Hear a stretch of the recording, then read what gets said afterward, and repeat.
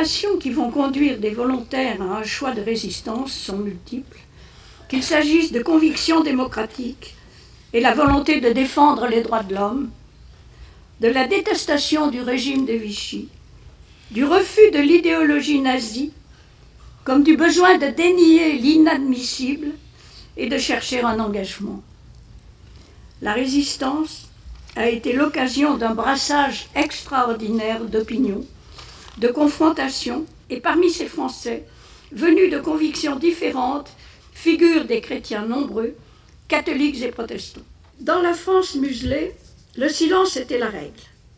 Alors, pour ces chrétiens, puisque l'Église se taisait, il fallait avoir l'audace inouïe pour des catholiques de briser le silence de la France et surtout de leurs supérieurs hiérarchiques et créer une presse chrétienne clandestine.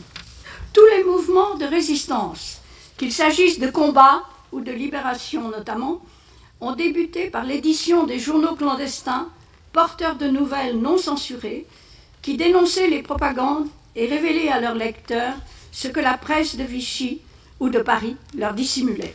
Ils connaissaient le terrible danger de l'idéologie nazie, antisémite, antichrétienne, comme sa volonté de dominer le monde en lui opposant sa loi. Aussi, l'urgence était de le dénoncer.